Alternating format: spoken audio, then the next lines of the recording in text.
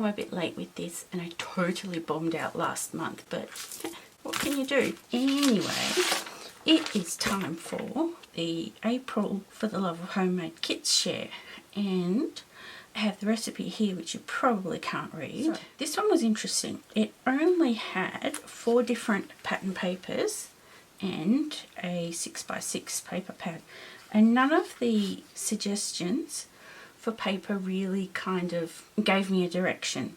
So what I do in that sort of a case is I read through everything and then usually something jumps out at me. So I went through the embellishments and I got to an older embellishment or die cut pack. So most of my die cuts are sort of stored by designer or manufacturer, but not necessarily in their original packaging or collections. But sometimes hiding here and there I've got stuff that I just haven't opened, or I might have put it somewhere and then found it. And in all this whole rearranging my craft space, I actually did find some treasures, and one of them was, oh, die cut pack, yeah.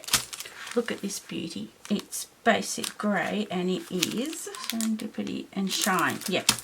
So the cool thing about this one is it's got a bunch of transparencies and cardstock bits and all sorts of stuff, and really good colours to get me started. Naturally, there's a fair whack of basic grey accompanying it. Anyway, the colours reminded me a little bit of Chamel's, is it Go Now Go? Yeah, Go Now Go. So I thought I'd use that, Go Now Go, for the 6x6 paper pad, and it's a little bit decimated. I think there's actually 2 and they're sort of shoved in together, but anyway, that's going to be my guide for colour, and it's a reasonably good match, and this one has a very slight retro vibe to it as well. So we've got the older embellishment / die cut pack, we've got the 6x6 paper pad. I think in February, or maybe even earlier, just made the comment that the next kit that I was going to do, I would use just scrap paper from the scrap bin. I'd just pull sheets for the background and the rest would all be from the scrap box.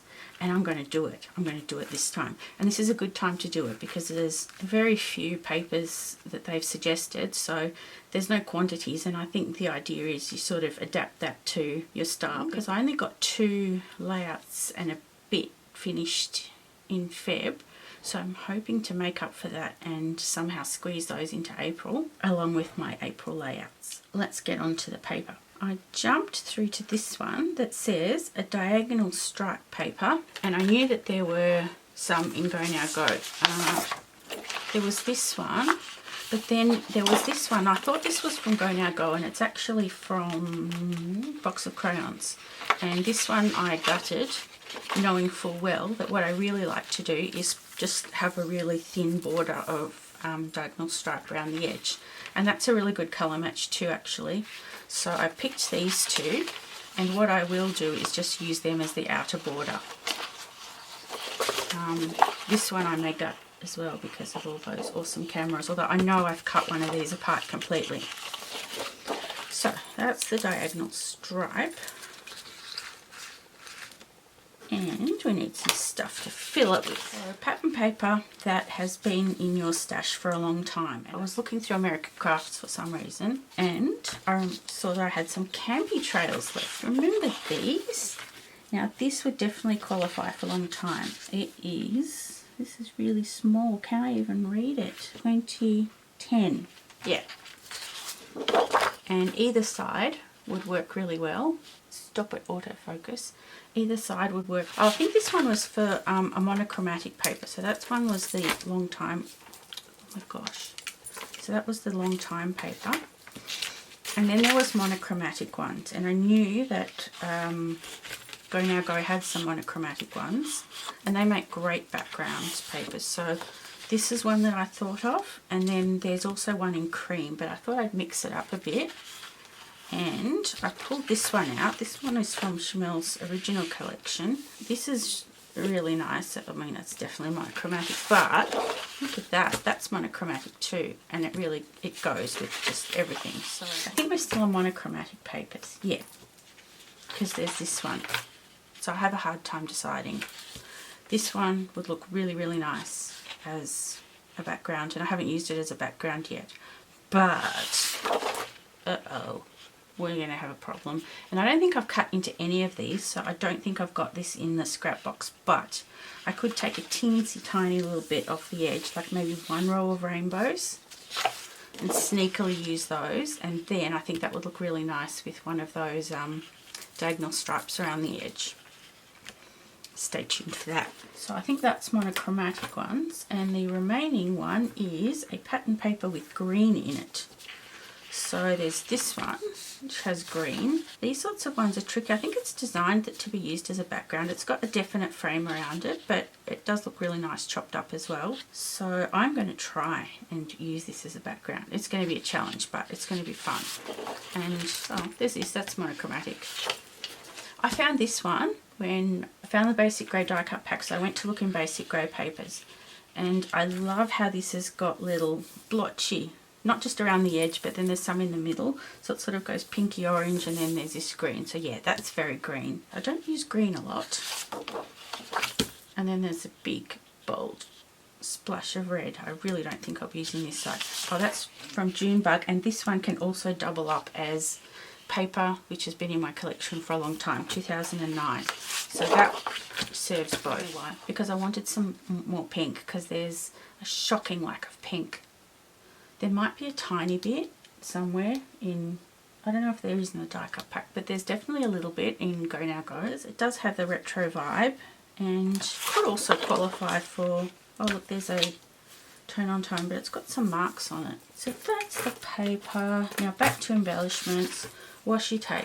I always fail when it comes to washi. I always pull out way too much. I chose a yellow, and I tried to choose tapes that were all different widths, just for variety. That's an orange.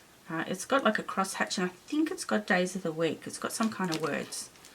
This is one of my precious Hamblies. I've actually got two, I think, but washi tape gets ruined if it doesn't get used, so I'm gonna have to use it.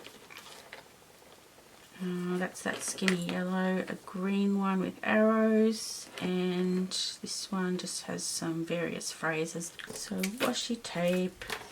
When I think of labels, I think of, not you, October Afternoon. So I pull these ones out. It has all the right colours, and the cream is much more subtle cream. It's not a very deep one. The Woodland Park is not bad as well. So yep, labels. And then there are a lot of other little bits and pieces that have labels in them. Like there's all these Dear Lizzie ones in my search for labels, just for some variety. They're from a few different collections. Didn't say sticker sheets, but I'm going to include some. And this is like an old, I do apologise about the glare. There's really not a lot I can do. An older Echo Park sticker sheet.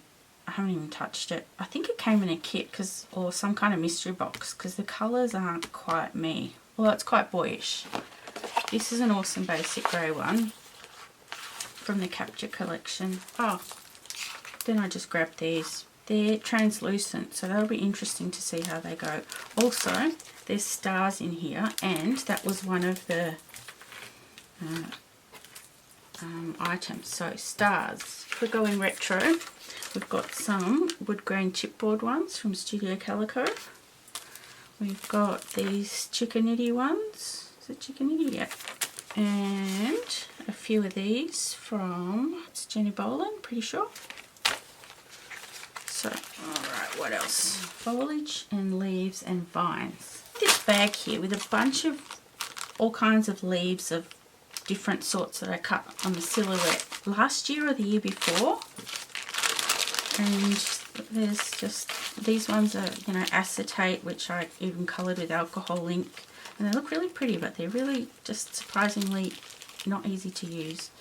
There's plain cardstock ones and vellum ones and glittery ones. So yeah, I think I'm good for leaves. I think I'm good for leaves for a really long time. Foliage, leaves, vines. Okay, the last one is mixed media material. Think thin wood, fabric, netting, etc. So I kind of cheated on this and just pulled out whole bunches of like ready-made sort of mixed media material. So say for example these basic grey fabric, they're like the labels that they sew into clothes, and these bloomers with the buttons, I've got loads of these. These I always put in kits and forget to use them. They're fabric tickets. Bunch of random twines and stuff. A lot of it came from kits that were wrapped up. Knitting. I had a thing of tulle somewhere. Got a thing of tulle. I have it in other colours, but they're mainly sort of pinks and aquas. But this one can be used for anything. Flare badges and metal. So there's basic grey again.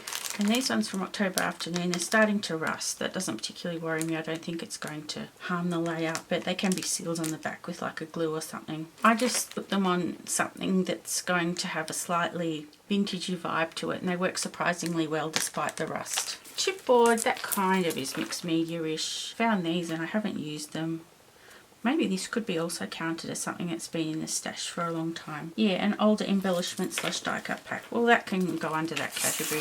In fact, so can all these. Like, really. Oh, look, more labels. And I wanted to use these stickers. They're all really big. They're really nice, but they're big. And I just... Oh, and cork. These cork ones from Chamel. The motifs and the retro sort of feel. I've got no clue what I'm going to actually scrapbook. Some of my other kits, it's sort of, when I read the recipe, it's sort of, I get an idea of maybe a story or a photo or something. But yeah, this time, completely no idea. So that's those. Mixed media, watercolours. Now I don't usually pull them in because they're sort of to hand really. Sakura ones, there's these ones, there's the Gansai Tambi, there's Distress Inks. There's no shortage of watercolours. I just grab what I need when I need it. And the same is for modelling / texture paste. I mean, that's so broad. So I have a trolley with this bucket on it. Some of this is paint, but there's like, you know, if we're going strictly texture paste, then I've got two. There's a modelling paste and a texture paste. The Liquitex one is modelling paste. This one's practically like plaster when it dries. Otherwise, there's, you know, there's translucent one, there's a normal one, there's this Vicky Bouton sparkly one, and there's this Prima one which is exactly the same. And then there's like a gold Vicky Bouton one. And then I've got, oh, there's a texture paste. What's this one? Oh, this is a different Creative Effects. This is a slightly shimmery one. There's a copper one somewhere. There's a pearlescent one. I mean, there's a glossy one. And then there's a coloured and the glittery ones. The Colour Blast, the Bo Bunny glittery things, and there's a couple of these Heidi Swapp ones. I don't really choose until I'm ready to actually use it, so I'm not going to sort of specifically put any in the kit. So that's these. And alphabets, a metallic set of thickers or alphabet of some kind. Now I've got plenty of glittery ones, but I thought that was cheating. So I looked really hard, found these from a Chamel project pad. I think this was from Head in the Clouds, and they're sort of coppery, so they'll go with those other stickers. I knew I had the silver Chamel alphas. Found these. They're coppery as well. And then I dug even harder and found these. They're from Chamel's original collection. They're sort of a brushed gold. Then there are the Paige Evans ones. This side's white, but this side's gold. And I always struggle with these big ready-made word things, so I have to do at least one title made with some kind of ready word thing. And then there's a couple of these puffies, Jen Hadfield and Maggie Holmes, that have got the gold ones. An alphabet that's been in your stash for over a year. Well, that's easy. Now the last layout that I made, I used these for, so I just left those. Yeah, 2012, so that one qualified. This one I think is from Amy Tan's original collection, and it's all messed up and I really love it. I have it in grey as well. 2011 would be my guess. Yep, 2011. These ones have that retro vibe, and they've got the yellow. They're from, what's that American Crafts collection? Not Chap, but Peachy Keen. They came in a whole bunch of colours. They're not the easiest to use because they're quite wide, but I think they're quite nice for boy layouts. And so that would be around the 2010. And then one of my favourite fonts of all time, we needed more red. It is 2010, I think. Yeah, Lullaby. So that's all my alphabets. Another huge kit, especially considering that I'm not even pulling out all the supporting papers, and I'm only pulling out background. So we shall see how many layouts I can make. Thank you so much for watching. Do check out the other ladies, and hopefully I'll be back with some layouts. And I am very sorry about the glare. I'll do the rest of the videos in daylight. Bye!